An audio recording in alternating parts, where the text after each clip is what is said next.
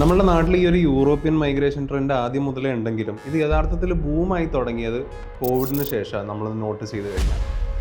അപ്പോഴാണ് നമ്മൾ ഏറ്റവും കൂടുതൽ ഈ OET IELTS സെൻ്ററൊക്കെ നമ്മളുടെ ഇവിടെ കൂടുതലും കണ്ടു തുടങ്ങിയത്. അപ്പോൾ ആദ്യ ഘട്ടത്തിൽ എല്ലാവരും ആക്ച്വലി ഈ ഒരു ഇംഗ്ലീഷ് സ്പീക്കിംഗ് കൺട്രീസാണ് പ്രിഫർ ചെയ്തിരുന്നത്. കാര്യം എന്താ വെച്ചാൽ IELTS OET നമുക്ക് കമ്പാരിറ്റീവ്ലി ഈസി ആയിട്ട് ക്ലിയർ ചെയ്യാൻ പറ്റും എന്നുള്ളതുകൊണ്ട്. പക്ഷേ UK-ലേക്കൊക്കെ നമ്മളുടെ നഴ്സസ് ആദ്യം പോയിരുന്നപ്പോൾ ഈ നാഷണൽ മീഡിയയിലൊക്കെ ഭയങ്കരമായി ഡിസ്കസ് ചെയ്യപ്പെട്ടിരുന്നത് ഇത് കോവിഡിൻ്റെ സമയത്ത് ഇവർ ചെയ്ത കാര്യങ്ങളും ഒക്കെ വെച്ചിട്ട് പ്രൈസ് ചെയ്തിട്ട് കുറേ ന്യൂസ് കണ്ടിട്ടുണ്ടായിരുന്നു. പക്ഷേ പിന്നീട് ഈ കോവിഡൊക്കെ കഴിഞ്ഞ സമയത്ത് ഇവർ മിക്കവരും തിരിച്ചു വരുന്നൊരു സിനാരിയോ ഉണ്ടായിരുന്നു. കാര്യം എന്ന് വെച്ചാൽ അവിടുത്തെ മാർക്കറ്റ് പെട്ടെന്ന് സാച്ചുറേറ്റഡ് ആയി. അവസാനം ഇവർക്ക് ജോലി കൊടുക്കാൻ പറ്റാത്ത ഒരു സ്ഥിതിയായി. ഇപ്പം നമ്മൾ ഏതൊരു ഇംഗ്ലീഷ് സ്പീക്കിംഗ് കൺട്രി എടുത്തു നോക്കിക്കഴിഞ്ഞാൽ അവിടെ ഒരു ബേസിക് ജോബ് പോലും കിട്ടാൻ ഭയങ്കര ബുദ്ധിമുട്ടുള്ള ഒരു സിനാരിയോ ആണ്. പക്ഷേ നമ്മൾ ജർമ്മനീനെ കൺസിഡർ ചെയ്യുകയാണെങ്കിൽ ഈ പറഞ്ഞ ജോബ് ഓപ്പർച്യൂണിറ്റീസ് ഒക്കെ അവിടെ ആദ്യം ഉണ്ടായിരുന്നെങ്കിലും ജർമ്മൻ ലാംഗ്വേജ് എന്നുള്ളൊരു ഹേർഡിൽ അവിടെ തുടക്കത്തിൽ കിടക്കുന്നതുകൊണ്ട് മിക്കവരും അങ്ങോട്ട് പോയിട്ടുണ്ടായിരുന്നില്ല. മാത്രമല്ല നമ്മൾ ജർമ്മനി സ്പെസിഫിക്കലി കൺസിഡർ ചെയ്യുകയാണെങ്കിൽ ഇത് വെറും 1.3 ബർത്ത് റേറ്റ് ഉള്ളൊരു കൺട്രിയാണ്.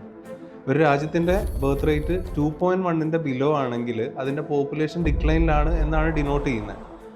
അപ്പോൾ ജർമ്മനി ഇങ്ങനെ ആയെന്ന് വെച്ചാൽ പോസ്റ്റ് വേൾഡ് വാർ 2 മിക്കവരും അവിടെ ഒരു ഫാമിലി ബിൽഡ് ചെയ്യുന്നതിൽ ഫോക്കസ് ചെയ്തിട്ടുണ്ടായിരുന്നില്ല. അപ്പോൾ ഇതിൻ്റെ ഒരു ആഫ്റ്റർ എഫക്റ്റ് ആയിട്ട് വന്നത് എന്താണെന്ന് വെച്ച് കഴിഞ്ഞാൽ ഓവർ ദ ഇയേഴ്സ് അവിടുത്തെ മെജോറിറ്റി ഓഫ് ദ പോപ്പുലേഷൻ ഒന്നില്ലെങ്കിൽ 50 വയസ്സിൻ്റെ മുകളിലോ അല്ലെങ്കിൽ 20 വയസ്സിൻ്റെ താഴേക്കോ വരുന്ന രീതിയിലായി.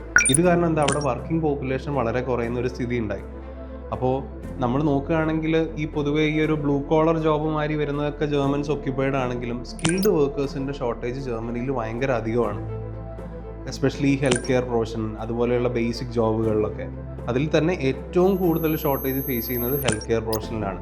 മാത്രമല്ല ഈ ഒരു ഏജിങ് പോപ്പുലേഷൻ, ഈ ഒരു ഫാമിലി ബിൽഡ് ചെയ്യാത്ത ഏജിങ് പോപ്പുലേഷൻ അവിടെ ഉള്ളത് കൊണ്ട് തന്നെ ഇവർ മിക്കവരും എന്താണ് ഒരു കെയർ ഹോമിലോ അല്ലെങ്കിൽ ഒരു ഹോസ്പിറ്റലിലോ എത്തുന്ന സിനാരിയോസ് കൂടുതലായിരിക്കും. ഇതിന് പുറമെ 65% of the health care professionals working in Germany will be retiring in the upcoming 3 years. അപ്പോൾ ഇതിലേക്ക് നമുക്ക് ഏകദേശം 2 lakhൽ അബോവ് വേക്കൻസീസ് ആണ് അവിടെ ഉള്ളത്. മാത്രമല്ല സഫീഷ്യൻ്റായ ഹെൽത്ത് കെയർ പ്രൊഫഷണൽസിനെ കിട്ടാത്തത് കൊണ്ട് അവിടുത്തെ മിക്ക കെയർ ഹോമുകളും അടച്ചു പൂട്ടുന്ന ഒരു സ്ഥിതിയാണ് ഇപ്പോൾ ഉള്ളത്. അപ്പോൾ നമ്മൾ ഈ ഒരു സ്പേസാണ് ആക്ച്വലി ഫില്ല് ചെയ്യാൻ നോക്കുന്നത്. നമ്മൾ ഇന്ത്യയിലെ കമ്പയർ ചെയ്യുന്ന സംബന്ധിച്ച് ഇവിടെ 12 മണിക്കൂറൊക്കെയാണ്, 6 മണി തൊട്ട് 6 മണി വരെ ഇങ്ങനെയൊക്കെയാണ് മിക്ക നഴ്സസും ജോലി ചെയ്യുന്നത്. പക്ഷെ അവിടെ നോക്കുകയാണെങ്കിൽ എന്താണ് നമുക്ക് 40 hours, അതായത് 5 ദിവസം 8 മണിക്കൂർ വെച്ചിട്ട് ജോലി ചെയ്താൽ മതി.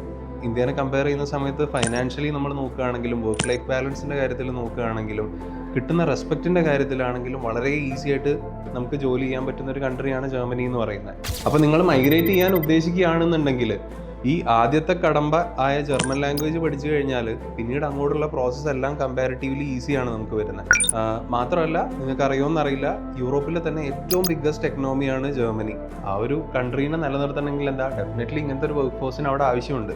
സോ ഒരു ഹെൽത്ത് കെയർ പ്രൊഫഷണലിനെ സംബന്ധിച്ചിടത്തോളം ഇപ്പോൾ ലോകത്ത് തന്നെ ഏറ്റവും കൂടുതൽ ഓപ്പർച്യൂണിറ്റി ഉള്ള ഒരു കൺട്രി ഏതാണെന്ന് വെച്ചാൽ ഫസ്റ്റ് ഉത്തരം ജർമ്മനി തന്നെയാണ് വരിക.